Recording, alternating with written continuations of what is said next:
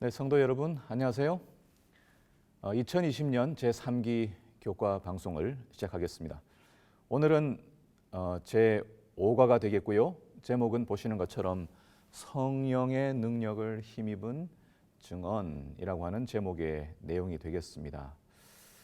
예, 제목 보시면서 여러분 어떤 생각이 지나가는지 잘 모르겠습니다만은 사실 그리스도인에게는 이 성령의 능력을 힘입어 살아가는 삶 자체가 그게 신앙이고 전부거든요. 그러니까 이건 우리한테 너무나 자연스러운 일이어야 하는데 사실은 그렇지 못한 경우들이 있는 것 같아요. 사도행전 후반부로 가게 되면은 제자들 가운데에 성령이 있음을 알지도 못한 사람들이 있었거든요. 마치 오늘날 재림교회에도 성령의 능력을 힘입어 살아가는 것이 무엇인지를 잘 모르고 신앙을 한다고 하는 분들이 계실 수 있습니다. 그래서 오늘 사실 성령께서 누구신지, 그분이 지금 어디에서 어떤 활동을 하시는지, 오늘 저와 여러분들의 삶 가운데 주인으로 또 우리를 인도하시는 분으로 어떻게 활동하시는지를 안다면 사실 전도 또는 증언이라고 하는 부분은 너무나 자연스럽고 또 우리에게 정말 이 인생의 의미를 가져다 주는 너무나 아름다운 삶의 원리가 되겠지만은 그렇지 못한 부분이 있을 수 있기 때문에 제가 강조하는 내용들을 다시 한 번 더 어떻게 하면은 우리가 성령의 능력을 힘입어 살아갈 수 있는지에 대한 내용으로 조금 전반부에 초점을 맞춰서 말씀을 드리려고 합니다. 그 점을 좀 여러분 이해해 주시고 함께 시작해 보도록 하겠습니다. 기억절의 말씀은요. 빌기를 다함에 모인 곳이 진동하더니 무리가 다 성령이 충만하여 담대히 하나님의 말씀을 전하니라. 자, 제자들이 예수님께서 마지막 승천하시기 직전에 명령하시고 또 부탁하셨던 것처럼 너희는 온 천하에 다니며 만민에게 복음을 전파하라 그렇게 부탁했거든요. 안식일 서론부에 보면은 그들은 사실 너무나 평범했던 사람들이었고 또 몇 명 되지도 못했다. 그런데 그들이 너무나 놀라운 역사 속에서 이처럼 놀라운 확장과 또 영향력을 미친 그룹이 어디 있는가? 이런 영향력을 미치게 된 그 비결이 어디에 있는가? 이런 질문을 던지고 있습니다. 평범했던 그들에게서 이런 비범한 일들이 일어났던 것은 도대체 그들에게 무슨 변화가 있었던 것인가? 우리는 이 안식일 서론 부분에 있는 사도행전 1장 8절 다시 반복되고 있는데요. 이 말씀을 가지고 여러분 말씀을 전하는 증인이 되기 위해서는 성령을 받아야 합니다. 이렇게 이제 이야기를 하게 되면 성령이 복음을 전하는 조건처럼 이렇게 들려지죠. 그러나 사실은 증인이 되겠다라고 하는 것은 결과론적인 것이고 우리 안에 성령께서 내재하시고 성령께서 이끌어 가시는 삶이 되면 회심하고 거듭난 삶이 되면 하나님의 자녀가 되면 우리는 그때부터 전혀 성격이 다른 삶을 살아가는 사람들이 되거든요. 그렇지 않습니까? 기대하는 것, 추구하는 것, 바라보는 것, 이 세상에서 목표로 하는 인생의 목표 다 바뀌거든요. 우리는 큰 그림을 본 것입니다. 큰 계획을 본 것이죠. 이미 지난주 또 계속해서 말씀드렸던 것처럼 저는 이 복음 전도라고 하는 것이 무엇을 전하는 것인지 이미 함께 소개하고 나눠드렸습니다. 그건 뭐예요? 하나님이 여전히 이 혼란스러운 지구, 혼란스러운 인간의 역사를 여전히 통치하시고 이끌어 가신다는 거예요. 그것이 증거로 우리에게 주어진 것이 무엇인가 하면은 우리 안에 거주하시는 하나님이신 성령님이시고 그분이 우리 안에서 우리를 하나님의 나라로 변화시켜 주셨다는 거예요. 그러니까 하나님 나라는 우리 안에 있는 것이죠. 그래서 제가 다시 한번 이 말씀을 가지고 여러분 복음을 전하기 위해서 우리가 성령 받아야 합니다. 성령 받기 위해서 어떻게 해야 할까요? 이렇게 좀 이게 비성경적인 방식으로 이 성령을 받기 위하여 만약 생각하게 된다면 사도행전 초반부에 나오는 시몬이라는 사람이 돈을 들여서 베드로가 능력을 가지고 이 성령의 능력으로 병자들을 고치고 기적을 행하자 나도 돈을 들여서 그걸 좀 사게 해달라라고 이야기했던 것처럼 성령을 받는 것이 굉장히 수단적인 것으로 거래적인 방법으로 이해될 수 있겠다는 것이에요. 그러나 뒤에 살펴보겠지만 성령을 받는 것은 하나님의 선물이고요. 우리가 예수님을 하나님의 아들로 믿는 그 순간에 우리에게 주어지는 하나님의 은사, 축복이라고 하는 것입니다. 자, 우리가 사도행전 1장 8절에서 본 것처럼 오직 성령이 너에게 임하시면 너희가 권능을 받고 내 증인이 되리라. 이 말씀을 우리가 자주 인용하는데요. 이미 함께 나눴던 것처럼 이 1장 8절에 나오는 성령과 하나님 나라에 대한 이 증거의 삶이라고 하는 것은 이 6절, 7절에 나오는 문맥상에서 이해를 해야 합니다. 6절에 제자들이 모였을 때에 예수께 여쭈어 이르되 주께서 이스라엘 나라를 회복하심이 이때입니까? 라고 질문이 뭐예요? 이스라엘 나라 회복하는 게 질문이었습니다. 그때에 이르시되 때와 시기는 아버지께서 자기의 권한에 두셨으니 너희가 알 바가 아니다. 그렇게 말했습니다. 그래서 여기 나오는 이 복음을 증거하겠다, 성령이 임하시면 복음을 증거하겠다라고 하는 1장 8절의 말씀의 맥락 속에는 하나님의 나라가 언제 회복됩니까? 라고 하는 질문에서 시작된 것인데 예수님께서는 이 질문에 대한 대답으로 하신 말씀이 바로 오직 성령이 너에게 임하시면 이렇게 얘기했다는 거예요. 그러니까 하나님의 나라라고 하는 것에 대한 질문을 가지고 예수님께서 말씀을 돌려버리신 것이냐?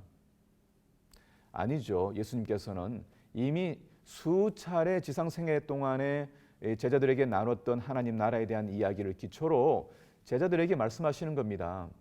내가 몇 차례나 너희들에게 하나님 나라에 대한 이야기를 했느냐? 하나님의 나라는 너희 마음에 세워지는 것이고 하나님 나라는 너희들 안에 계셔야 하는 하나님, 성령 하나님께서 계시게 되면 그때 하나님 나라가 세워지는 것 아니냐? 그러니 너희가 언제 하나님 나라가 세워질지에 대하여 염려하지 말고 너희가 성령을 받게 되면 하나님 나라가 세워진 것이니까 내가 약속한 대로 보혜사 성령이 임하게 되면 너희가 하나님의 나라로서 이 지구상 위에서 하나님이 통치하신다는 것을 드러내는 내 증인이 되게 될 것이다. 그 말씀이 되게 되는 것이죠. 여러분 아시는 것처럼 이 나라라고 하는 화두는 하나님의 나라 또는 하나님의 왕국이라는 나라는 이 화두는 성경에서 가장 핵심적이고 중심적인 개념입니다. 아시는 것처럼 니고데모와의 대화 가운데에서 니고데모가 가지고 온 마음의 질문을 예수님께서 간파하시고 네가 물과 성령으로 거듭나지 아니하면 하나님 나라에 들어갈 수 없다 그렇게 이야기했어요. 무슨 질문을 가지고 온 거예요? 하나님 나라가 어떻게 세워지는가? 하나님 나라가 언제 세워지는가? 이 질문에 대하여 예수님은 명쾌하게 말씀하신 것입니다. 하나님의 나라는 인간이 하나님이 통치하셔야 될 영역인데 그것은 우리 밟고 있는 흙 이런 것이 아니라 흙으로 만들어진 인간 자체죠. 인간의 마음 자체가 하나님의 나라 영토가 되어야 되는 것인데 그걸 뺏겨버린 것입니다. 인간이 하나님께 드려야 할 통치 또 충성을 사단에게 주게 된 거예요. 그러니까 빼앗겨버린 나라를 되찾기 위하여 예수님께서는 가장 인간에게 필요한 것이 성령임을 우리에게 말씀하신 것입니다. 그래서 여러분 아시는 것처럼 요한계시록 1장 6절 5장 10절에는 우리를 하나님께서 나라와 제사장으로 삼으셨다 그렇게 말했습니다. 성경은 분명하게 여러 차례 하나님 나라가 무엇이냐? 저와 여러분들이라고 하는 것이에요. 그러니까 신앙이라고 하는 것은 어떤 삶입니까? 우리가 뭐 직업이 무엇이든지 또 어떤 영향력이 있든지 어떤 뭐 삶의 문제가 있든지 상관없이 우리는 하나님께서 내 안에 거하시는 거룩한 나라라고 하는 그 사실을 믿음을 가지고 인식하면서 우리가 하나님의 나라로 살아가는 것입니다. 하나님 나라 특성은 뭡니까? 여러 가지 얘기할 수 있겠지만 성령의 열매로 이야기할 수 있는 것이죠. 하나님 나라가 되기 위하여 성령께서 임하셨으니까 성령께서 임하시는 나라의 특징은 성령의 열매의 특징일 것입니다. 뭐예요? 사랑과 희락과 화평과 여러분 나오는 이 이야기들. 그러니까 우리가 어떤 경우에도 평화의 마음을 유지하는 것. 성령께서 내 안에 계시기 때문에. 그래서 참여하는 것입니다. 성령이 계시네 이 찬양을 하면서 우리가 하루를 살아가는 것입니다. 매일매일 기쁘게 살아가는 이유는 성령께서 우리 안에 거하시기 때문이죠. 그래서 복음을 전한다는 것도 무엇이냐? 그것은 이미 하나님 나라가 내 안에서 내 마음 가운데에서 시작되었고, 인간 마음 가운데 시작되었고, 어떤 사람이든지 성령께서 우리 안에 들어오시겠다는 그 초청을 받아들이기만 한다면 하나님의 나라로 살아갈 수 있고, 우리가 하나님이 거하시는 나라다라고 하는 것을 전하는 것이 뭐다? 복음이라고 하는 것이에요. 그래서 이사야 52장 7절의 말씀 가운데 좋은 소식을 전하며 평화를 공포하며 복된 좋은 소식을 가져오며 구원을 공포하며 시온을 향하여 이르기를 뭐라고 했냐면 이 내용이 내 하나님이 통치하신다 하는 자의 산을 넘는 발이 얼마나 아름다운 것. 이 말씀도 오해하면 안 되죠. 이 말씀도 뭐 복음을 전하러 가십시오 이런 내용이 아니고 하나님께서 통치하신다는 사실을 감당할 수가 없어서 산을 넘게 되는 것이죠. 계시록 19장 6절도 마찬가지입니다. 또 내가 들으니 허다한 무리의 음성과도 같고 많은 물소리와도 같고 큰 우레 소리와도 같고 그런 소리로 이르기를 할렐루야 주 우리 하나님 곧 전능하신 이가 통치하시도다. 이게 이제 복음인 것입니다. 그러니까 복음 전도는 누구에게는 쉽고 누구에게는 어려울 수 있어요. 하나님의 나라가 되어버린 사람에게는 이 전도라고 하는 것은 우리 삶 자체입니다.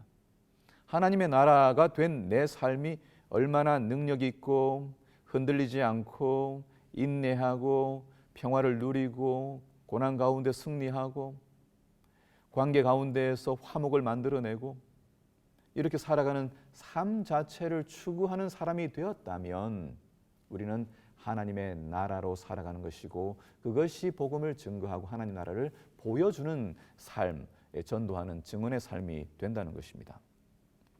자, 이 내용을 기초로 다시 일요일 날 넘어가 보도록 하겠습니다.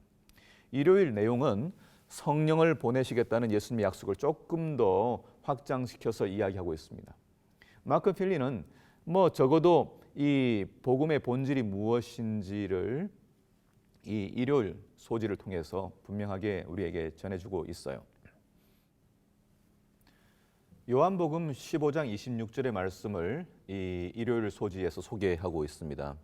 예수님께서 제자들에게 약속하신 내용인데 내가 아버지께로부터 너희에게 보낼 보혜사 곧 아버지께로부터 나오시는 진리의 성령이 오실 때에 그가 나를 뭐 하실 것이라고요? 증언하실 것이요.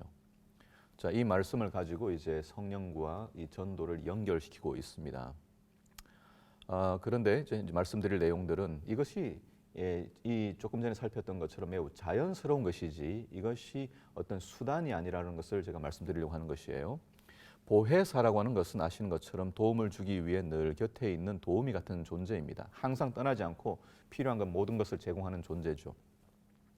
자, 여러분 성경에 나오는 이 모든 이 주제들을 조금 더 이제 쉽게 이야기한다 그러면 하나님께서 심지어 범죄한 인간이라 할지라도 절대로 버리지 못하고 영원히 함께 하시겠다고 하는 하나님의 그 극렬한 사랑의 표현이 성경에 나오는 모든 그 사건들의 의미들입니다.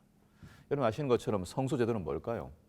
성소제도는 결국은 하나님께서 우리와 함께 집을 짓고 사시겠다는 거예요. 그래서 요한계시록에 가면은 아예 성전이 없습니다. 거기서 뭐라고 얘기해요? 하나님이 성전이라고 이야기합니다. 그래서 하나님이 성전이기 때문에 우리가 다 어디 들어가 있습니까? 하나님의 안에 다 들어가 있는 것입니다. 하나님의 품속에 다 들어가 있는 것이에요. 그러니까 하나님께서 원하시는 가장 우리를 향한 그 기대는 무엇인가 하면은 24시간 그분과 함께 동행하는 것이죠. 24시간 그분의 생각과 우리의 생각이 연결되어 있는 것입니다. 마찬가지예요. 성육신의 의미가 무엇입니까? 예수님이 인간이 되셨다라고 하는 것은 하나님이 인간이 되신 것은 인간과 함께 영원히 함께 하시겠다는 그런 의미거든요. 그래서 예수님의 이 이름은 임마누엘이죠. 하나님이 우리와 함께 하신다. 그러니까 이 맥락에서 성령도 이해되는 것입니다. 성령이라고 하는 것은 우리와 함께 계시는 하나님, 절대 떨어지지 않는 하나님께서 영원히 보혜사로서 우리와 함께 하시겠다는 거예요. 그러니까 절대 우리는 혼자가 아닙니다. 절대 우리는 외로운 존재가 아니에요. 한 예 조금 더 얘기하면 호세아의 기별도 마찬가지예요. 예를 들면 하나님께서 우리에게 기가 막힌 이야기를 하시는데 뭐라고 말씀하시냐면 우리한테 장가를 드시겠대요. 함께 결혼 생활 하시겠대요. 한 집에서 먹고 마시겠대요. 자, 이 정도로 하나님께서 우리와 하나가 되길 원하시고 함께 시간을 보내길 원하시는 거예요. 자, 그러면 증언이라고 하는 것은 너무 당연한 거 아닙니까? 함께 있는 분이 우리에게 뚜렷해지면 그분이 드러나는 것은 너무나 당연한 것이에요. 그런데 정작 하나님과 함께 살아가는 일은 없고 성경에 나오는 어떤 이야기들을 끼워 맞춰가지고 또는 A, B, C, D 순서를 따라서 이 논리적으로 설명을 하는 것이 신앙인 것처럼 생각하다 보니까 마음을 움직이는 것이 별로 없는 거예요. 그래서 우리가 다시 한번 기억할 것은 성령께서 우리에게 오셨고 우리와 함께 하신다는 약속은 그 자체로 하나님이 우리와 함께 하신다는 이 의미라는 거예요. 한순간도 떠나지 않겠다. 숨 쉬는 순간마다, 발걸음 옮기는 모든 순간마다 하나님이 우리와 함께 살아가고 싶어 하신다는 거죠. 이게 뭐 에녹이 우리에게 보여준 동행의 삶 아니겠습니까? 여러분, 이번 교과를 통해서 우리가 어떻게 전도해야 되느냐, 사실 이런 고민할 필요는 없어요. 우리가 어떻게 하면은 하나님과 함께 걸어갈 것이냐, 함께 그분과 살아갈 것이냐, 그 삶을 더 즐겁게 누리며 살아갈 것이냐, 여러분 여기에 초점을 더 맞춰주시기를 부탁드리겠습니다. 본문의 내용 가운데 이런 내용이 소개되고 있습니다. 성령의 역할 중 하나는 신자들 곁에서 뭐예요? 동행하고 그들에게 능력도 주시고 전도 활동을 펼칠 때 그들을 인도해 주는 것이다. 예수님을 위해 증언할 때 우리는 결코 혼자가 아니다. 성령은 우리 곁에서 함께 하시며 우리를 진실한 구도자들에게로 인도해 주신다. 그분은 우리가 그들을 만나기 전에 그들의 마음을 준비시켜 주신다. 그분은 우리가 어떤 말을 해야 할지 인도하시고 구도자들의 마음에 확신을 불어넣으시며 하나님의 부르심에 응답하도록 그들에게 용기를 주신다. 자, 여러분, 누가 일하시는 겁니까? 하나님께서, 성령께서 먼저 일하시는 거예요. 그러니까 전도하는 게 부담되는 일입니까? 아니요. 그냥 어떤 기회든지 누구를 만났든지 이 기회를 통해서 하나님께서 무슨 일을 하기를 원하실까? 라고 만약 생각한다면 그러면 우리는 자연스러운 기회를 통해서 전도를 하게 되는 것이죠. 그러니까 전혀 두려워할 필요가 없습니다. 자, 아까 이제 읽었던 말씀 가운데 자, 성령이 오시면 그가 나를 증언하실 것이다. 이걸 조금 성경적으로 조금 분명하게 확인해 보도록 하겠습니다. 자, 먼저 이 말씀에 의하면 성령은 예수님이 누구이심을 증거하는 것이냐면은 예수님은 하나님의 아들이다. 예수님은 하나님의 주권자다. 예수님은 이 세상의 통치자다라고 하는 것을 보여주시는 분이 누구냐면은 성령이시라는 거예요. 그래서 요한일서 5장 6절에는 이는 물과 피로 임하신 이시니 곧 예수 그리스도시라. 물로만 아니요 물과 피로 임하셨고 증언하는 이는 누구다? 성령이시다. 그러니까 증언한다. 뭘 증언하는 겁니까? 예수님이 누구신지를 증언하는 겁니다. 자, 이것이 성령의 역할이에요. 성령은 하나님의 아들이신 예수님이 이 세상의 통치자임을 보여주시는 일이에요. 그래서 이후에 살피겠지만 침례 받으실 때 하늘이 열리면서 이는 내 사랑하는 아들이요 내 기뻐하는 자라라고 성령께서 증언해 주신 것입니다.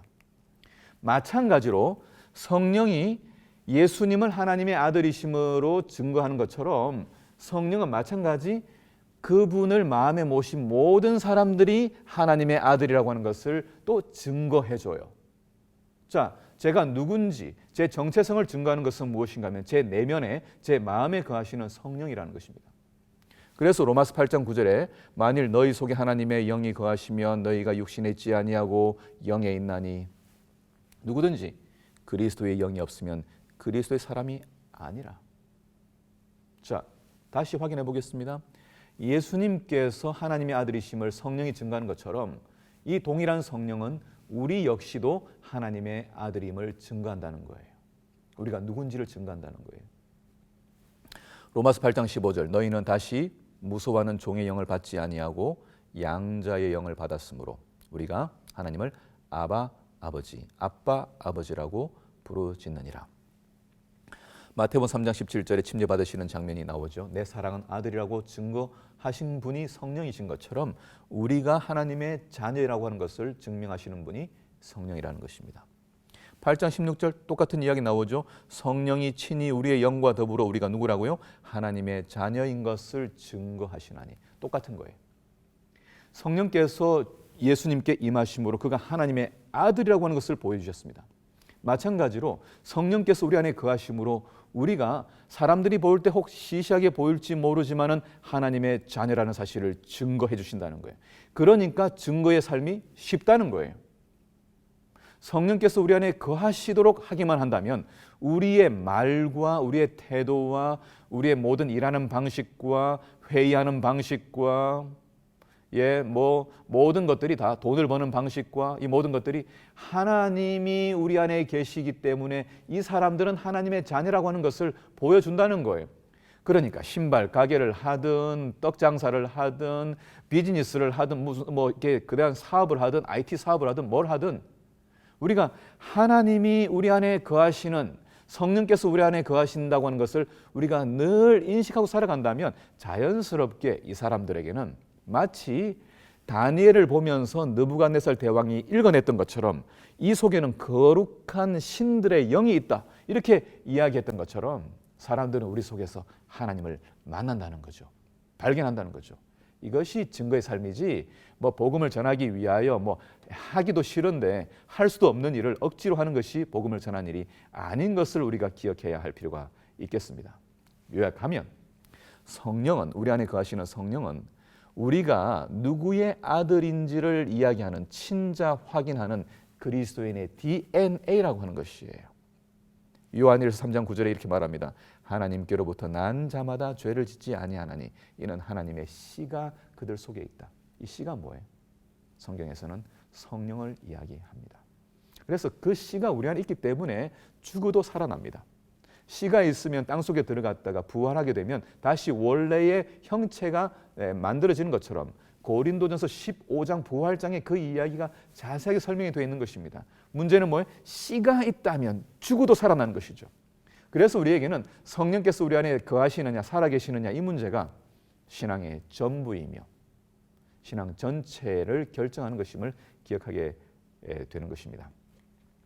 자, 이제 성령께서 예수님이 하나님의 아들임을 이야기하고 성령께서 우리가 하나님의 아들임을 이야기한다면 반대로 인간들도 마찬가지 그 안에 거하시는 성령을 통해서 예수님이 하나님의 아들이심을 증거한다 이 말이에요.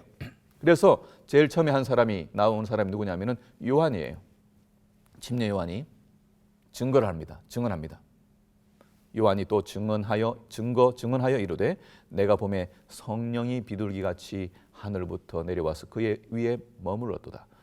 나도 그를 알지 못하였으나 나를 보내어 물로 침례를 베풀라 하신 그이가 나에게 말씀하시기를 성령이 내려서 누구 위에든지 머무는 것을 보거든 그가 곧 성령으로 침례를 베푸는 이인 줄을 알라 하셨기에 내가 보고 그가 하나님의 아들이심을 뭐했다고요? 증언하였다. 침례 요한이 성령이 임하신 예수님을 보고 그가 하나님의 아들이심을 증언했습니다. 마찬가지. 자, 우리의 역할이 무엇이겠습니까? 우리 역시 성령으로 침례를 받았기 때문에 누구든지 성령께서 임하신 것을 보게 되면 하나님이 우리 안에 거하시고 하나님의 아들이신 주님이 온 우주를 통치하시는 분이고 내 마음과 내 삶과 내 가족과 내 모든 직장을 통치하시는 분임을 증거하는 삶을 살아가게 된다는 것이에요. 자, 여러분 어떤 침례를 받았습니까? 여러분들은 물에 침례 받았습니까? 사도 이 요한은 침례 요한은 물로 침례를 베풀었지만 예수님은 성령으로 침례를 베푸시는 분이라고 소개했습니다. 사도행전 11장 16절에 너희는 성령으로 침례를 받으리라고 이야기하고 있습니다. 고린도전서 12장 13절에 한 성령으로 침례를 받았다고 얘기했습니다. 자, 그러니까 누가 그리스도인인지 아닌지는 성령을 받았다. 똑같은 말로 성령으로 침례를 받았다. 이 말 똑같은 말이에요. 질문을 드리겠습니다. 여러분, 우리에게 증거의 삶을 요청하시는데 성경이 누구한테 자연스러운 거예요? 성령으로 침례를 받은 사람에게요. 남은 질문이 이것입니다. 여러분들 성령 침례를 받았습니까? 사도행전 19장 2절에 에베소로부터 온 장로들이 바울을 만납니다. 그리고 바울이 질문을 해요. 너희가 믿을 때에 성령을 받았느냐? 이르되 아니라 우리는 성령이 계심도 듣지 못했다. 저는 상당히 긴 시간 동안 재림교회에서 성령 침례를 받는 이야기를 별로 듣지 못하고 살았습니다. 거듭남에 대한 이야기는 조금 들었는데 성령의 침례를 받음으로 하나님 나라가 되는 이야기를 거의 못 들었어요. 마치 여기 나오는 사람들처럼 성령이 있음도 알지 못하는 교회로 지내다가 최근에 뭐 교과든지 최근에 어떤 내용들을 통해 가지고 성령이 계신다고 하는 이것을 듣게 되었지만 이것이 얼마나 핵심적이고 신앙의 전부인 것인지를 잘 아직도 모르는 분들이 계시는 것 같아요. 바울이 물어요. 그러면 너희가 무슨 침례 받았냐? 대답하되 요한의 침례, 회개의 침례를 받았습니다. 다시 그들이 예수를 듣고 주 예수 이름으로 침례를 받으니 바울이 그들에게 안수함에 성령이 그들에게 임하심으로 비로소 그때부터 방언도 하고 예언도 하는 실제적인 이 그리스도의 삶의 시작이 되었다는 것이에요. 여러분, 믿을 때에 성령을 받았는가?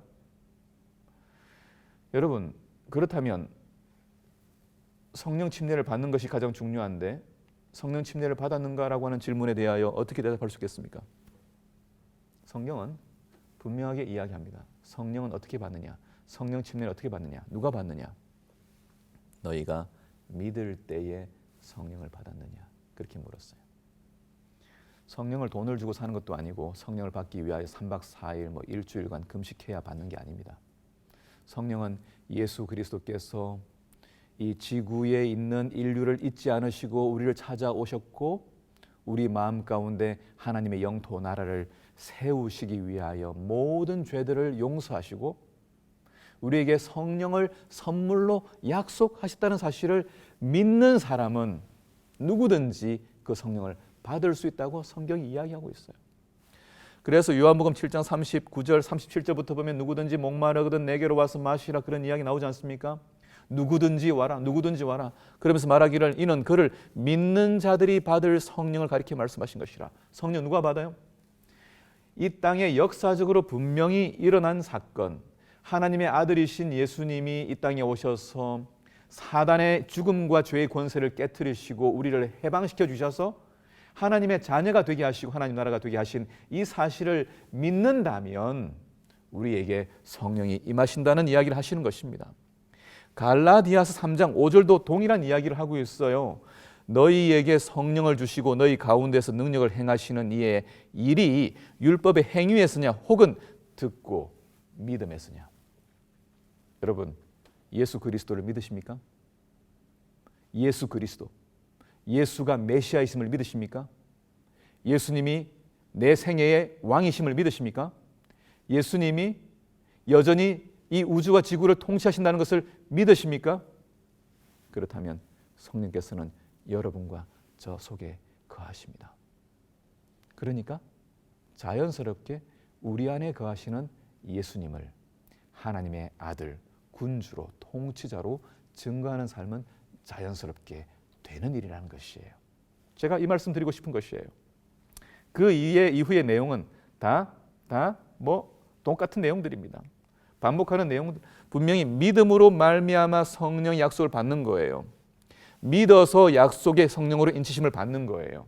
그러니까 여러분, 성령을 받는 것이 어떤 환상 가운데 받는 것이 아니라 내 안에 성령이 선물로 주어졌음을 믿게 되면 그때부터 성령께서는 우리 안에 거하시고 하나님의 나라로 살아간다. 이 사실을 여러분 기억하시고 다시 한번 우리의 삶에 주님이 늘 함께 하심을 기억하면서 동행하게 되시기 바랍니다. 그래서 사도행전 1장 8절 드디어 아까 읽었던 그 말씀의 의미가 무엇이냐? 성령이 임하시면 증거하는 삶을 살 것이다. 이 말이 무슨 말이냐? 성령을 마음에 모심으로 하나님의 아들로 거듭나서 하나님의 나라가 되면 성령이 예수님이 하나님의 아들이심을 증거한 것처럼 우리 안에 있는 친자 증명인 성령의 증거를 가지고 예수님이 하나님의 아들이시요 우주의 통치자이심을 증거하는 자가 될 것이다. 이것이 내 증인이 되리라는 의미이다. 여러분 분명하지 않습니까? 성경에 나오는 이야기를 다 종합하니까 사도행전 1장 8절의 의미가 다음과 같은 것입니다. 이제는 남아있는 이야기들 우리가 빨리 지나가도 되겠습니다. 일요일 소지 교훈에 이렇게 요약하고 있습니다. 제가 방금 말씀드렸던 내용들을 거의 비슷하게 이야기하고 있죠. 전도란 예수님을 영화롭게 하는, 영화롭게 영광을 돌리는, 계시록 14장 내용이 저기 12과감 나오거든요. 똑같아요. 하나님께 영광을 돌리라는 기별이 무엇인가? 그분의 통치가 드러나도록 하라. 그분이 우리의 시간과 우리의 공간과 우리의 재물과 우리의 인생을 이끌어 가시는 분임을 드러내도록 하라. 그분께 예수님을 영화롭게 하는 성령의 사역에 동참하는 것이고 전도가요. 그분의 능력과 인도하심에 따라 우리의 삶을 변화시킨 왕이신 통치자이신 예수님에 대하여 증언하는 것이다. 분명하지 않습니까? 자, 그러니 여러분 집중해야 될 게 뭡니까? 집중해야 될 것은 하나님이 내 안에서 살아계신 왕으로 계시는가? 아니면 그냥 주님에 대한 인식과 의식은 없이 그냥 교회만 나가는가? 여러분 매 순간 우리 안에 거하시는 하나님의 영 성령께서 우리가 누군지를 말씀해 주시는 그 음성을 듣고 그분이 주시는 능력과 인도를 따라서 놀라운 신비한 삶을 살아가게 되는 이번 과정 공부가 되면 좋겠습니다. 영감의 교훈에 이런 말씀이 있어요. 여러분 사람이 할 일은 때리지 마세요. 이런 얘기예요. 제가 제목 하나 붙인 건데 견책자요 심판자는 성령이시기 때문에 우리와 같은 신앙을 갖고 있지 않은 다른 사람들에게 진리를 증언할 때에 모든 설교자는 잘 들어야 되겠죠. 가혹하거나 남을 판단하는 듯한 말들을 하지 않도록 경계해야 한다. 여러분 교회 설교가 여러분 이 교회 나오는 이 모든 교훈들이 때리는 겁니까? 상처를 주는 그 일을 하는 것입니까? 물론 교정해야 되겠지만 그것은 사랑으로 교정하는 것이죠. 때리거나 가혹하게 하는 판단하는 일을 하지 말도록 해야 한다. 진리를 제시하라. 그리고 진리와 성령께서 견책자 또는 심판자로서의 역할을 담당하게 할 것이요. 그대의 말로 영혼들을 아프게 하거나 상처가 나게 해서는 안 된다. 저는 와이프인의 글을 보면서 너무 이 진리를 정확히 이해하고 계신 것을 보면서 정말 마음이 기쁜 것입니다. 그렇다. 우리는 하나님이 우리를 용납하셔서 우리를 인도해 가시니까 그것에 대해서만 이야기하자. 우리가 설교 시간이든 예배 시간이든 우리의 이 만남을 통해서 이야기할 것은 하나님이 우리를 어떻게 축복하시고 인도하시는지에 대한 이야기만 하자. 그거면 충분하지 않겠는가 하는 것이죠. 7월 27일 월요일 능력을 받은 교회, 드디어 성령을 받은 교회가 되니까 무슨 일이 생겨요? 믿고 주께로 나오는 자가 더 많으니 남녀의 큰 무리가 나왔다. 그렇게 이야기하고 있습니다. 사도행전을 기록했던 누가의 의도는 무엇인가 하면 초기 교회가 성령 충만하게 되었을 때에 어떤 일이 벌어졌는지를 정말 낱낱이 기록하게 된 것이죠. 하루에 5,000명, 10,000명 이런 숫자들이 나오지만 거기에 집중하지 말고 집중해야 할 것은 성령께서 이 신자들과 제자들 삶에서 어떻게 이끌어 가셨는지에 대하여 집중하면서 우리가 이 성경 사도행전도 읽어야 되겠고 우리의 신앙도 이끌어 나가야 하겠습니다. 화요일 소지입니다. 성령과 전도. 성령께서 제자들과 함께 하셨어요. 그랬더니 사람들이 바뀌네요. 죽음 앞에서 용기를 갖는 스데반. 이디오피아 지도자에게 어딘지 향방 없지만은 광야로 가라고 하는 그 음성을 듣고 떠나서 복음 전도자가 되었습니다. 베드로 그가 변했습니다. 이방인 용납할 수 없었지만 이방인을 용납하는 사람이 되었습니다. 교회 연합이 이루어지고요. 그리고 하나님께서는 더 큰 비전을 가지고 제자들을 유럽으로 보내시는 마게도냐로 보내시는 일들을 하셨습니다. 어떤 질문이 우리에게 있습니까? 우리의 인생도 어떻게 하면 성령께서 쓰시는 도구가 될 수 있을까? 여러분 우리가 다 그렇게 되고 있고 또 될 수 있을 것이라고 기대하면서 우리 인생을 살아보지 않겠습니까? 화요일 소지의 영감의 교훈에 이런 말씀이 있습니다. 성령과 진리의 빛으로 지구가 환해질 것이다. 교회에서 태망과 나태에 대한 책망이 없어질 때에 놀랍게도 주의 성령이 나타날 것이다. 우리 안에 이 게으른 마음들이 사라지게 될 때에 성령께서 우리 안에 거하시게 되면 역동적인 삶이 시작되거든요. 그분은 에너지예요. 그분은 다이나마이트 같은 폭발적인 힘을 갖고 계신 분이에요. 인간의 능력으로 할 수 없는 초자연적인 일들을 일으키신 일들이에요. 그때 능력이 일어나게 될 것이다. 놀랍게도 주의 성령이 나타날 것이다. 하나님의 능력이 나타나고 교회는 만군의 여호와께서 역사하시는 손길을 보게 될 것이다. 진리의 빛은 밝고 강렬한 빛을 발하게 될 것이며 사도시대처럼 많은 영혼들이 오류에서 진리로 돌이키게 될 것이다. 그리고 지구는 주님의 영광의 빛으로 환해질 것이다. 새 천사의 기변, 복음을 전하도록 우리를 부르신 그 일들이 어떻게 가능하다고요? 성령께서 우리 속에서 활동하실 때 가능하다는 것을 기억해야 하겠습니다. 우리의 제일 우선적인 기도는 무엇입니까?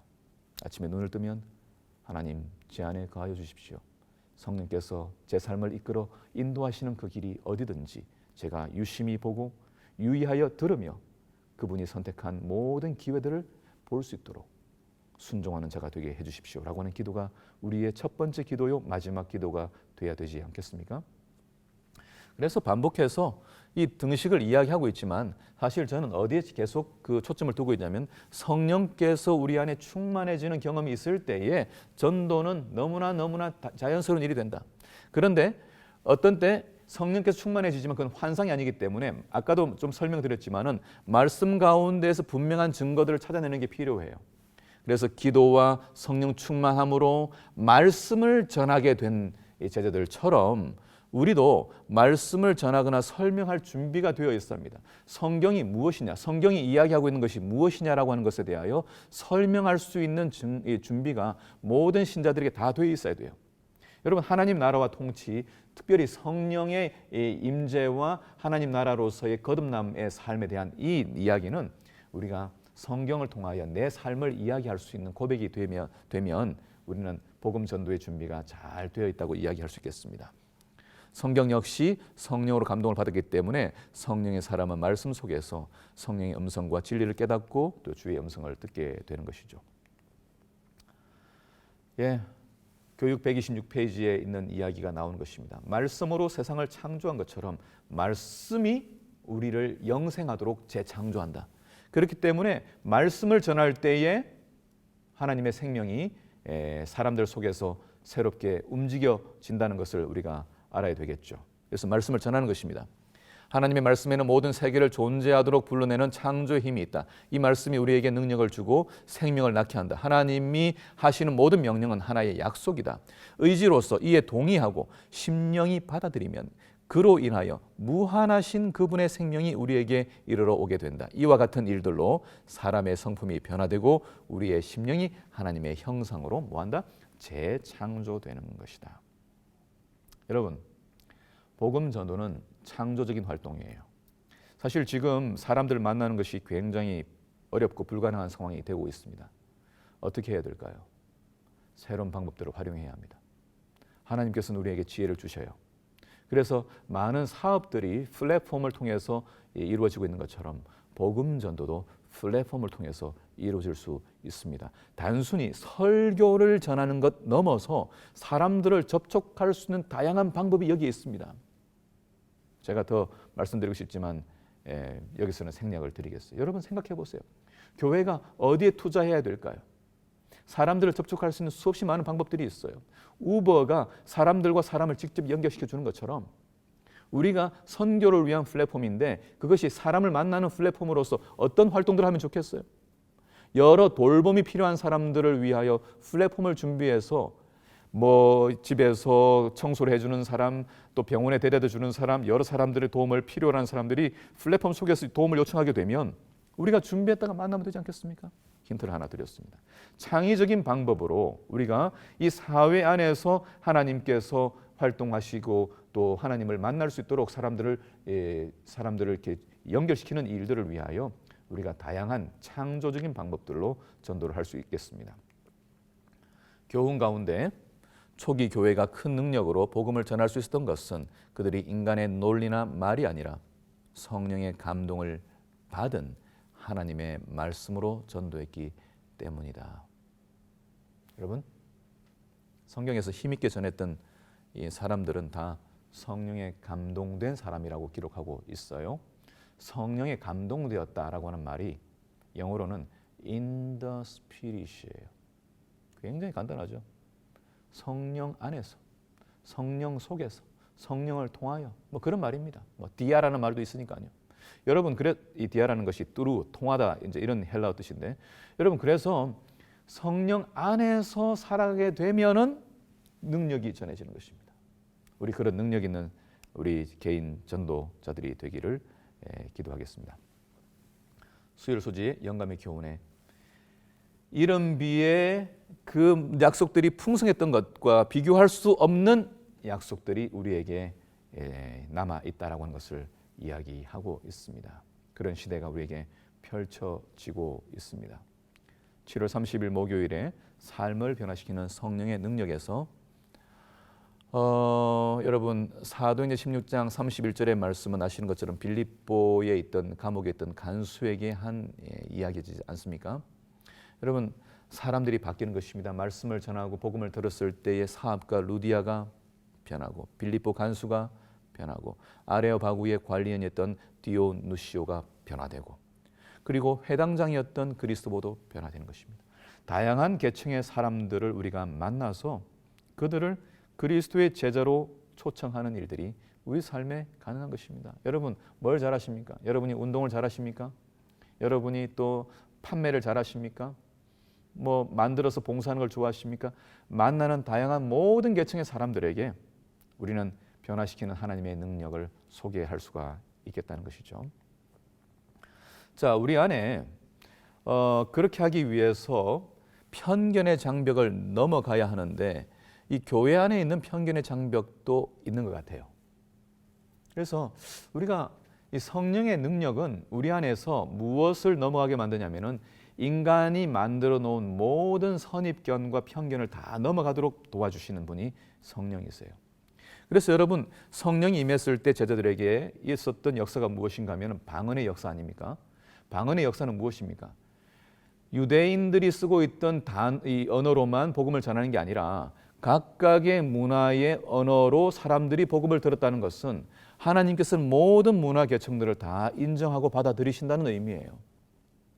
그렇기 때문에 여러분, 이 성령께서 우리 안에 임하게 되면은 평상시에는 정말 받아들이기 힘든 사람들도 용납할 수 있는 힘이 생기게 되는 것입니다. 그래서 우리가 기도하게 되는 것입니다.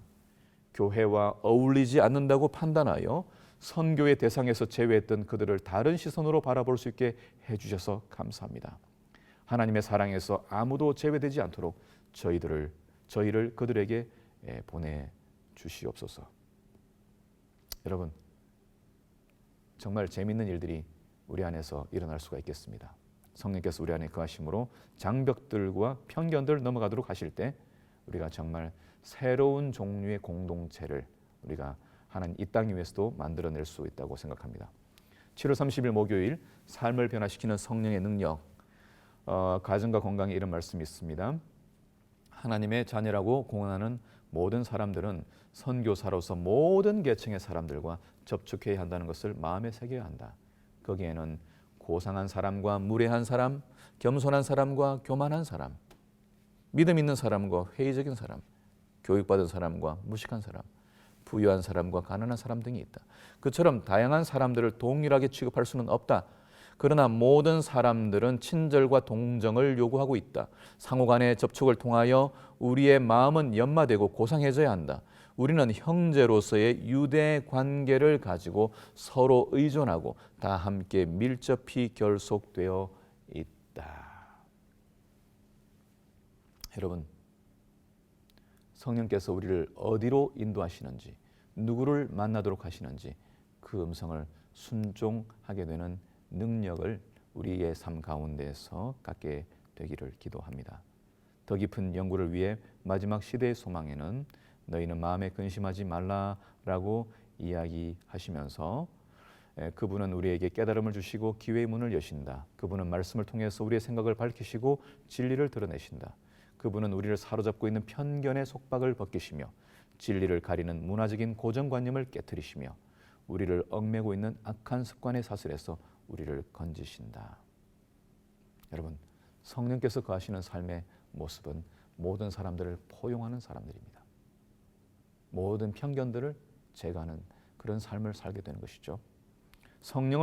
능력을 힘입은 증언, 이번 과에서 기억해야 할 것은 성령께서는 우리보다 먼저 일하시는 분이시고 그분은 우리와 함께 일하시는 분이시고 그리고 우리가 떠난 뒤에도 일하시는 분임을 믿고 그분과 함께 동행하면서 하나님의 자녀로 하나님의 나라로 살아가게 되는 또 한 주간 되기를 기대하면서 오늘 교과를 마무리하도록 하겠습니다. 감사합니다.